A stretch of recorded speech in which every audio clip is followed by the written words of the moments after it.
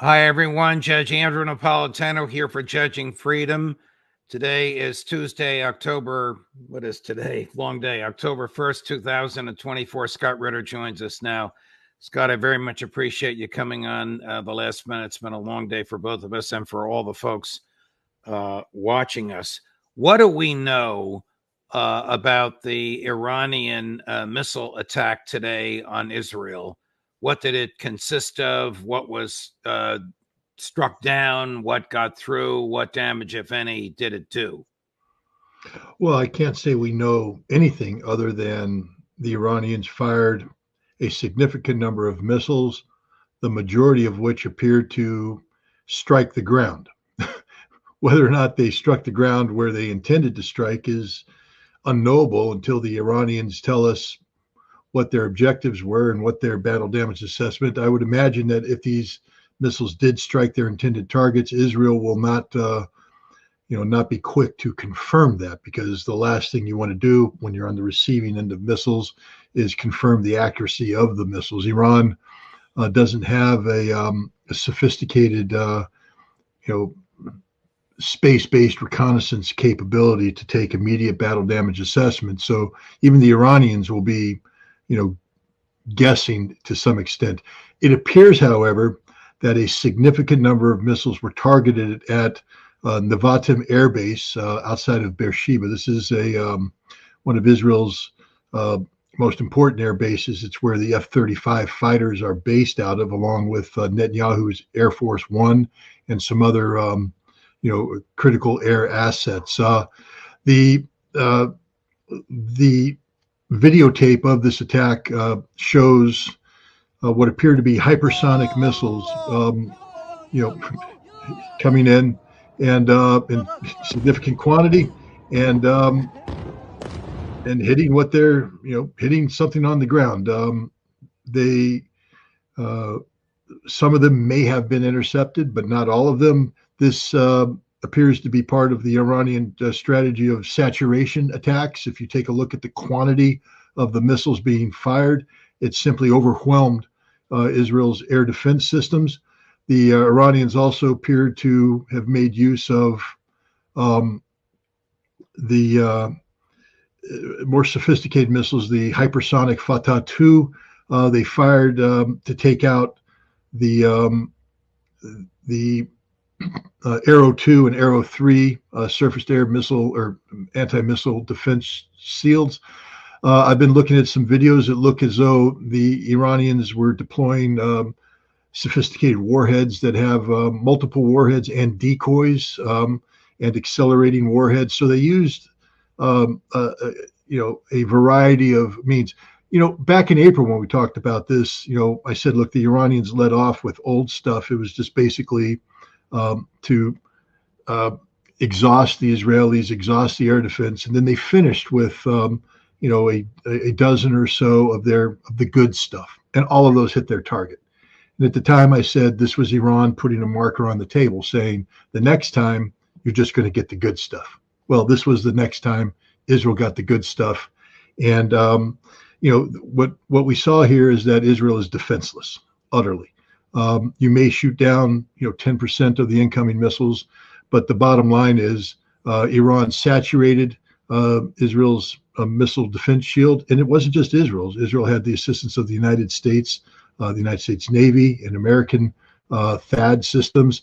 The Jordanians were actively involved, bragging about how they shot down one or two missiles.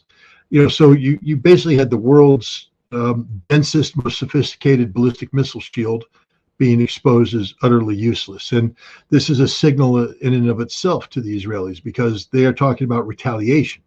And if Israel retaliates in a significant way, Iran has already reloaded all 180 plus launchers that were involved in the first one. They have others in reserve. Remember, right now, Iran is also holding a loaded pistol against the head of the United States, letting the United States know that if they get involved in any offensive action against Israel, Al-Udeid Air Base in Qatar will be destroyed, just like Nevatim was. There's no defense against it. Al-Assad Air Base in Iraq will be destroyed, just like Nevatim was. There's no defense against it. And Iran may strike, the American naval base in Bahrain, the home of the Fifth Fleet.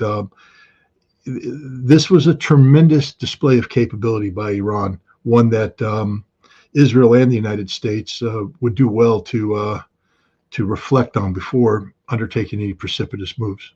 Are the hypersonic missiles the ones that are impossible to stop? Well, I wouldn't say impossible because, technology being what it is, you always might be able to find a solution. I would imagine that if you fired one hypersonic against a defensive capability that was ready to receive it, you might get lucky.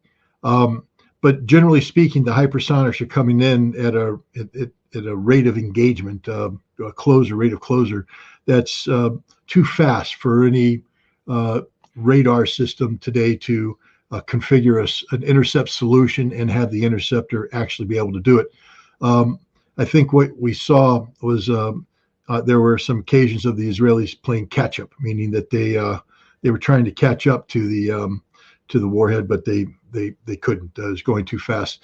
And it appears that the hypersonics that Iran fired just came through. The Israeli air sirens didn't even go off, so they didn't even detect it. That's how fast they were going. That's how quick their closure speed was. Do the Israelis have hypersonics? No, again, the Israelis have the Jericho 2 and the Jericho 3 missile. These are nuclear capable, but they can fire a conventional payload. And the Jericho 3 is believed to have something that will have closure speeds similar to a hypersonic missile, but it's a ballistic missile, which means that its speed is generated by a ballistic trajectory. A hypersonic is a missile that comes in on a non-ballistic trajectory and usually under its own power and hits the ground at significant speeds that aren't generated by a ballistic trajectory. Is the Israeli Iron Dome, about which they've been boasting for generations, effectively useless?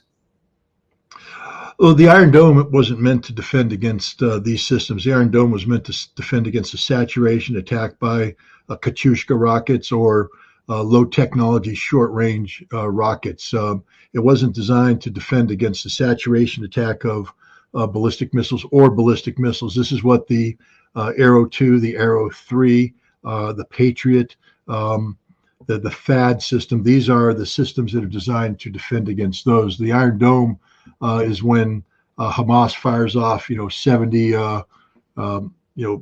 unguided rockets that go against an area. The Iron Dome is designed to shoot those down, or if Hezbollah fires Katyushka rockets. But the Iron Dome isn't designed to take down ballistic missiles. There's other systems that are supposed to do that, and clearly those systems didn't work. Does Israel have missiles that can reach Iran? 100%. The Jericho 2, the Jericho 3 have the ability to reach Iran. But the difference is Israel's missiles aren't designed. They're not designed to do the kind of saturation attack that Iran just carried out. These are missiles that are one shot, one hit, potentially with nuclear capability. But if they're conventional, it's just designed to have one warhead come in.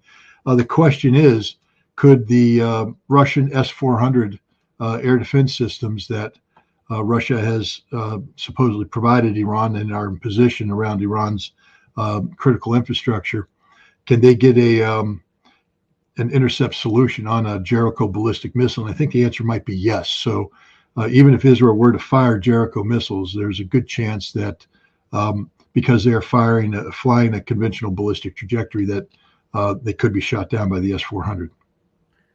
What is Russia's role, as you understand it, in the defense of Iran, other than providing the defensive mechanisms that you just talked about? For example, would President Putin call up President Netanyahu or Prime Minister Netanyahu and say, back off? Or would the Russians provide offensive weaponry to enhance the Iranian fleet? Well, I don't think there's anything the Iranians need or want from Russia in terms of offensive weapons capability. They've proven that they have significant strike capacity that successfully hit the most heavily defended space on the planet, which is Israel. Defense is a different matter altogether. I believe Russia has gone out of its way to provide Iran with the defensive capabilities. Again, speculation on my part, but I would imagine, given the timelines associated with training up an S-400 crew to be combat capable, that these missiles might be manned by Russian crews, or at least have Russian advisors on the ground. The same thing with electronic warfare systems in place, etc. Also, it appears that Russia may have delivered some of their more advanced fighters to Iran. And again, here, because the Iranians haven't had a chance to fully train up on these fighters may be flown by Russians. So theoretically speaking, if Israel were to launch a strike using manned aircraft against Iran, there's a chance they'll be going up against air defense systems manned by Russians and fighter interceptors manned by Russians. History shows that this is what Russia has done in the past. They did it in Vietnam, they did it in Korea, and they did it in Egypt during the Yom Kippur War and the War of Attrition. And there's no reason to believe that Russia wouldn't be doing that today. We have a clip of President Biden in which he refers to Iran as defeated and ineffective. But in fairness to him, listen to the whole clip. It's not that long. It's maybe 30 seconds, and it's only about a half an hour old. Chris, cut number 21. Say a few words about Iran's missile attack on Israel today. At my direction, the United States military actively supported the defense of Israel, and we're still assessing the impact. But based on what we know now, the attack appears to have been defeated and ineffective. And this is testament to Israeli military capability and U.S. military. It's also a testament to intensive planning between the United States and Israel to anticipate and defend against the brazen attack we expected. Well, first of all, what is your opinion of what President Biden just said, defeated and ineffective? Well, I mean, his words don't match the video evidence that has been presented so far on Telegram, on X, on TV. Again, until a final battle damage assessment can be made, it's hard to say. One way an attack could be ineffective is if, for instance, Nevatim Air Base had been emptied of all critical assets and literally the Iranians struck empty shelters. Then you could say it was ineffective. But what he's doing right now is classic American doublespeak. The United States does not want this to escalate at all. And the key aspect to escalation is the concept of deterrence, modes of deterrence. If Iran has done something that both Israel and the United States publicly say shows the ineffectiveness of Israel's defenses, Israel has lost any notion of deterrence, and stability goes along with that. I think the United States is anxious to keep Israel from over-escalation, meaning they know that Israel is going to retaliate. Iran knows Israel is going to retaliate. What the United States is trying to do is create a set of circumstances that allow Israel the ability to retaliate with a significant strike, but not something that prompts an immediate Iranian retaliation, and withdraw back to its borders, maintaining the fiction of effective missile defense, so that politically Netanyahu has some sort of cover to hide behind. And that's appears to what he's doing. I don't know how long this subterfuge, if indeed it is subterfuge, can last. There is commercially available satellite imagery. There's eventually we're going to get to know what was hit in Israel and how badly it was hit. The Iranians will publish a target list, and the truth will come out. But I think right now Biden is desperately trying to contain a situation that has gone grossly out of control. The U.S. Navy did not stop this attack. It was supposed to, but it did not stop this attack. It did intercept a handful of missiles, but again, the Iranians have had some time now to figure out America's shipborne anti-missile defense protocols, and I would imagine that they did things designed to get the radars to lock on to certain targets, which were decoys, and then confuse the firing solution by mixing up the missiles coming in, and the end result was saturation, and it was the ineffectiveness was on the part of the Americans. Too many missiles hit the ground simultaneously for anybody to believe the notion that the United States and Israel, had an effective defense. Are United States defenses on the ground in Israel, or did they all come from naval ships in the Mediterranean? No, I believe that the United States has both. We have the ships, which provide the bulk of it in terms of the numbers, but we've also deployed one and maybe two THAAD batteries. THAAD are a more advanced intercept capability than the Patriot. We also may have some Patriot batteries on the ground, especially since we put American troops on the ground. We'll be protecting them with American assets. We would never allow American troops to be deployed and only have Israeli assets on them. We provide our own force protection. So, we have ground-based interceptors in Israel as well as the sea-based interceptors. Is Netanyahu afraid? Is he scared? It's hard for me to get in. I know he's fearful of his political future. He's somebody who's been saying he wants to have this decisive moment of conflict with Iran for some time now.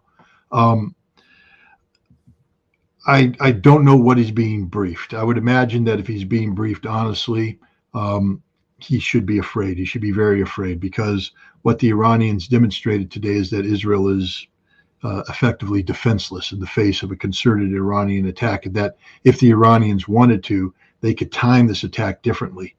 They timed it at night when facilities will be empty, when the Israelis would have had enough time to evacuate, put people in bomb shelters.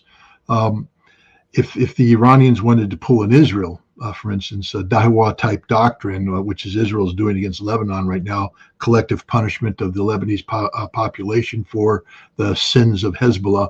Over 1,000 innocent Lebanese have been killed.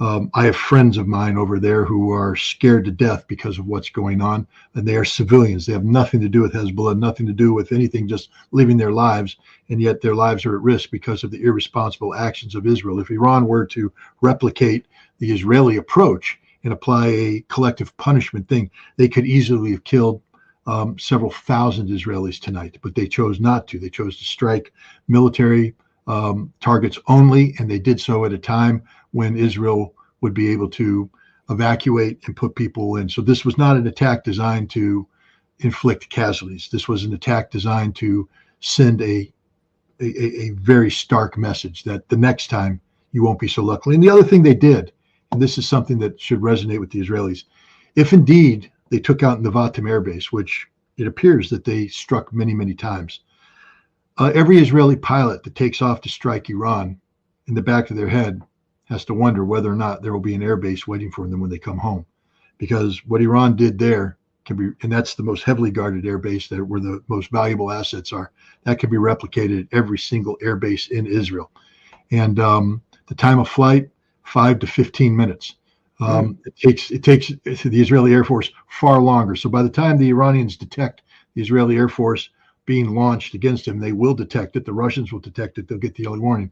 They could literally saturate these air bases, and there won't be any airfields left in Israel for these aircraft to return to. What is Prime Minister Netanyahu doing to Israel? Big picture. Well, he's killed Israel. I mean, I think strategically Israel's finished. What we're looking at right now is noise. The key thing we have to look at is long-term economic viability, because from that comes social stability, political stability, military security. We're in a situation right now where Netanyahu has launched a conflict against Hezbollah. Iran just put a marker on it saying, we're not going to let you destroy Hezbollah. We're not going to let you go in that direction. The purpose of this conflict was to return 6,000 or 60,000 Israelis to their settlers to their homes in the north of Israel. They'll never be able to return home now. It just isn't going to happen, void of a comprehensive peace settlement, which will cost Netanyahu his job, because it'll be inclusive of a ceasefire agreement with Hamas, which he said will never happen. Netanyahu has basically sacrificed Israel for his own personal political ambition. He desperately wants to leave office with a legacy of that of a winner, a victor. This is the ultimate sin of a narcissist full of hubris, and that's who Benjamin Netanyahu is. And he's sacrificed the long-term viability of Israel because their economy is in tatters right now. They're never going to get the 60,000 back. The port of Eilat is shut down. That's costing them billions. Haifa's under attack. That's not an effective port. Ashkelon gas facility was struck. That's an energy problem for Israel. Israel is unsustainable economically and unsustainable right now in terms of their social reality. Politically, you have an evenly divided country. I again remind people that prior to October 7th, the Israeli president was speaking of civil war. And those emotions still run high. This is all because of Benjamin Netanyahu. He has destroyed Israel's long-term viability, and he's sacrificing everything just so that he can retain a legacy that's already tarnished. He will never recover from this. He will always be a genocidal, murderous maniac, a man who killed Hind Rajab. That's what I will forever remember him as, the man who murdered a 6-year-old girl who was desperately crying for help. And there's no forgiving this. I was surprised to hear you say, because I haven't heard anybody else report it, that the Jordanians provided defenses for the Israelis and boasted about it. Isn't the king of Jordan on thin ice with his own people? I realize he's a king, he's a monarch, he probably has limitless power within the Hashemite kingdom, but isn't he really going against the grain to have his military do that? He has no choice. He sold his soul a long time ago to Israel and to the United States. He functions as an extension of the Israeli security apparatus. Jordan is a shield to Israel, and one of the shields they provide is suppression of Palestinian statehood. The king of Jordan, is not supportive of a Palestinian homeland. He's fearful of the Palestinian people.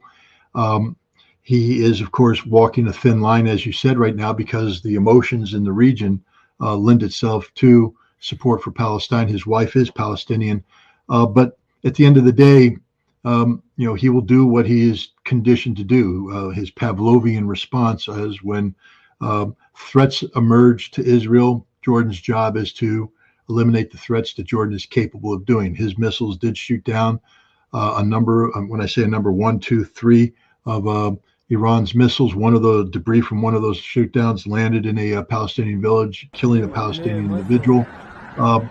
But, again, the king of Jordan is a man who I think is widely reviled amongst the Palestinian people, even his own people, and in the Arab world, is a man who sold out to Israel a long time ago.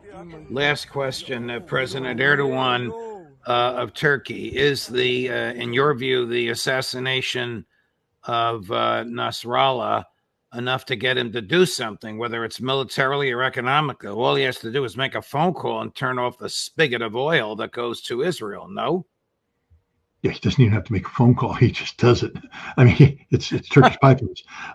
He doesn't have to clear it with Azerbaijan, although he and Azerbaijan they're very good allies. And, that's what makes it difficult is Azerbaijan. This is an important, economic and geopolitical thing. And also remember, Turkey wants to preserve its potential as a regional gas hub. And you can't be a regional gas hub. The key thing to energy security, and this is what people tend to forget, is the moment you start turning on and off pipelines because of geopolitical pressure, you're no longer a reliable source of energy security. To be a supplier of energy, you supply energy come hell or high water. This is what Russia's done. I mean, there was a lot of people before the Ukraine conflict that said that Russia would weaponize its energy. Russia never weaponized. Russia has met every single contract because that's what you have to do to be a reliable supplier of energy. Azerbaijan desires to be a reliable supplier of energy, and Turkey desires to be a regional energy hub, which means you have to be a reliable supplier of energy. So anybody waiting for him to shut down the oil, you got to think strategically and understand that's not something Turkey's going to do. And until Turkey is willing to do that, I think we have to take at face value,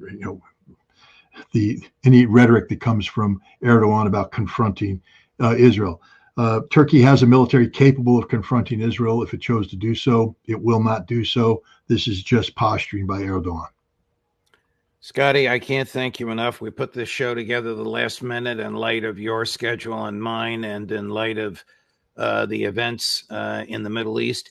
This is the largest audience you've ever had, and it is the largest live audience we've ever had. So before I let you go, I know Scott agrees with me. Please like and subscribe to Judging Freedom. Help us spread the word. This is the top of the heap right here, my dear friend Scott Ritter. Scott, thank you very much. Thank you for your time.